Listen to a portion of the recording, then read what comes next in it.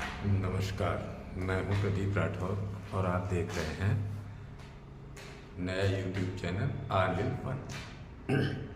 इस चैनल में हर तरह की बात की जाएगी, चाहे वो राजनीतिक हो, चाहे धार्मिक हो, या समाज में जो फैली कुरीतियाँ हैं या समाज में क्या चल रहा है, इन सभी पर बात होगी। लेकिन आज चूँकि प्रयागराज में धर्म का महाकुंभ सनातनियों के लिए बहुत बड़ा पर्व है, एक तरीके से ये जो 40 दिन चलेगा, और अब की बार जो महाकुंभ पड़ रहा है ये कुछ ऐसे विशेष योग बन रहे हैं जो कि 144 साल में पहली बार बन रहे हैं। तो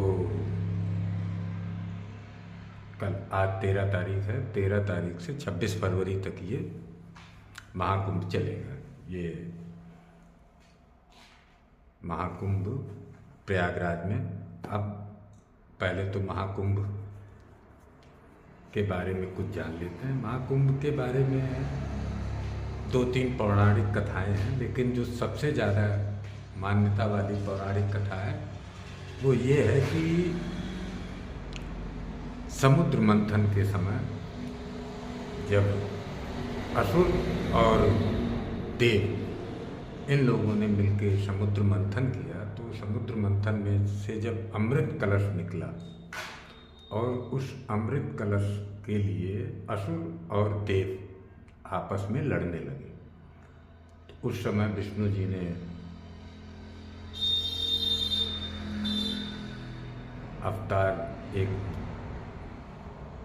महिला के रूप में, जिसको अवतार लिया, और उसके रूप को देख के असुर और देव सब इतने वो मतलब मंत्रमुग्ध हो गए, और सॉरी माफ़ कीजिए, तो उन्हीं को वो बांटने के लिए दिया गया। जब वो बांटने के लिए उनको दिया गया, तो जब वो उसको लेकर के चली है तो उसकी कुछ बूंदें उज्जैन में, नासिक में, हरिद्वार में और प्रयागराज में अमृत की कुछ बूंदें गिरी। उन बूंदों की वजह से ये 4 जगह पे ही महाकुंभ लगता है। महाकुंभ लगता है 12 साल में एक बार, अर्धकुंभ लगता है, कुंभ तो हर साल लगता है। तो मेरे कहने का मतलब है कि अगर आप लोग वहाँ जा रहे हैं देखने, तो क्या क्या वहाँ देखने लायक है और संगम से उसकी क्या दूरी है।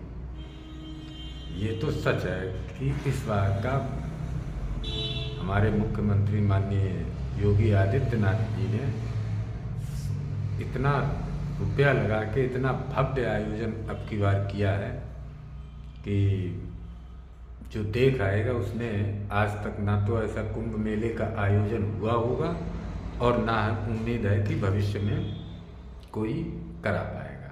कारण उसका यह है कि बाबा जी खुद एक महंत हैं। महंत धर्म को कैसे करना है, कैसे चलना है, क्या क्या उनके मन में एक महंत के रूप में कि धर्म के प्रति कैसे होनी चाहिए, इस चीज़ को लगभग आम स्नान में 1 करोड़ आदमी रोज, और जिस दिन शाही स्नान होगा उस दिन 6 करोड़ आदमी डुबकी लगाएगा संगम में, जहाँ पे कि गंगा, जमुना, सरस्वती तीनों नदियाँ मिलती हैं। ये एक महाकुंभ केवल एक प्रयागराज में ऐसा लगता है जहाँ पे तीनों नदियों के पवित्र पावन जल में जो स्नान कर लेता है, शाही स्नान जिस दिन होता है उस दिन जो स्नान कर लेता है उसको सीधे मोक्ष की प्राप्ति होती है।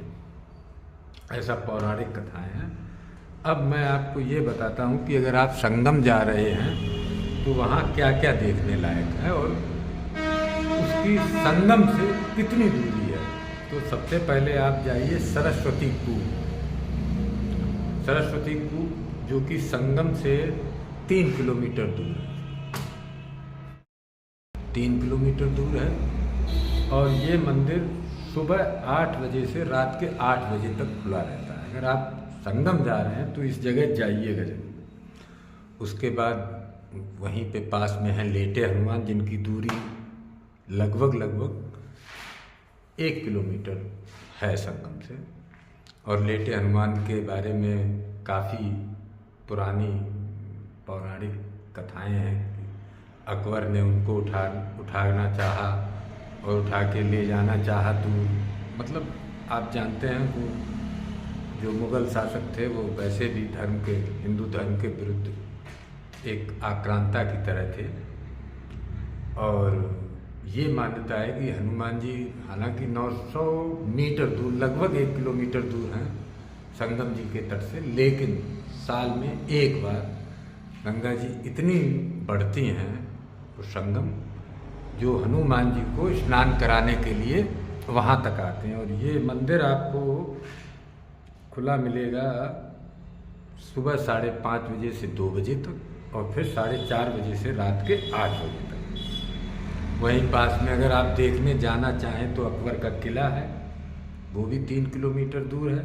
ये 4 बजे से 8 बजे तक खुला रहता है, सुबह 4 से 8 बजे तक। उसके बाद भारतीय क्रांतिकारी चंद्रशेखर आज़ाद जी का पार्क है, आज़ाद पार्क हो गया जिसका नाम, जो पहले अल्फ्रेड पार्क के नाम से था।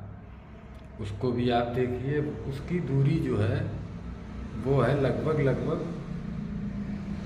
2 किलोमीटर। और ये सुबह 5 बजे से रात के 9 बजे तक खुला रहता है, इसको देखिए आप। उसके बाद भारद्वाज आश्रम है। ये बताते हैं जब रामचंद्र जी वनवास गए तो वहाँ पे जाके भारद्वाज आश्रम, भारद्वाज ऋषि ने ही उनको रास्ता बताया था चित्रकूट जाने का। तो वो आप देखिए, जो भारद्वाज आश्रम वो लगभग 5 किलोमीटर दूर है। और ये भी खुला रहता है सुबह 8 बजे से शाम को 8 बजे तक। उसके बाद अक्षय वट है। अक्षय वट बरगद का बहुत ही विशाल पेड़ है और लगभग 700 से 800 साल पुराना है। ये वही बरगद का पेड़ है जब चित्रकूट जाते हुए राम, लक्ष्मण और सीता जी ने विश्राम किया था वहाँ पे। उसके बाद आप जाइए बेड़ी माधव, जो चतुर्भुज भगवान माधव के 12 मंदिर हैं, उनमें से एक मंदिर बेड़ी माधव जी का है, जो कि लगभग 2 किलोमीटर है। ये सुबह 7 बजे से शाम को 8 बजे तक खुलता है। उसके बाद आपको जाना पड़ेगा नाग बासुकी, शंकर जी के गले में नाग है। नाग बासुकी सभी सांपों की प्रजाति का आप इसको मानिए पूर्वज है, काफ़ी लंबा सांप नाग है। उसको आप देखने के लिए उसको जाइए तो वो आपको मिलेगा लगभग 2 से 3 किलोमीटर दूरी उसकी भी है। और ये सुबह 6 बजे से रात के 8 बजे से तक खुला रहता है। और सबसे अंत में आप जाइए मनकामेश्वर। इसकी स्थापना प्रभु राम ने की थी सीता जी के कहने पे। और ऐसा मानते हैं कि अगर आप वहाँ जा रहे हैं और मनकामेश्वर के दर्शन नहीं करते हैं तो आपकी यात्रा पूरी नहीं होगी। इसलिए आप वहाँ जाइए तो इन चीज़ों को ज़रूर घूमिए। और अगर आपके पास समय है और सनातन धर्म में आपका थोड़ा भी आस्था है तो कुंभ जरूर जाएं। इस बार के कुंभ का जो दर्शन कर लेगा उसको विदेश कहीं भी घूमने जाने की ज़रूरत नहीं है। बहुत ही भव्य इस बार कुंभ का आयोजन है। और बाबा जी की 40 दिन सरकार, समझ लीजिए कुंभ से ही अब एक तरीके से लखनऊ जो इस राजधानी होती है उत्तर प्रदेश की, इस समय 40 दिन राजधानी प्रयागराज रहेगी। पूरे प्रदेश की सरकार 40 दिन तक प्रयागराज से ही चलेगी। 4 बहुत ही VIP टेंट लगा के बनाए गए हैं, जिनमें कि प्रदेश की पूरी सरकार उन्हीं 4 टेंटों से चलेगी। उसके अलावा देखने के लिए तो आपको इतना है, 1.5 लाख शौचालय ऐसे बाबा जी ने बनाए हैं जो जर्मनी, जापान में बनते हैं। 1% भी कहीं कोई गंदगी नहीं, अच्छे अच्छे टेंट लगे हैं जिनके एक एक रात का किराया 5-5 हज़ार रुपये है। तो आप ज़रूर जाएं और ज़रूर देखें। और चैनल चूँकि नया है, इस चैनल पे हर वो बात होगी जो आप चाहेंगे।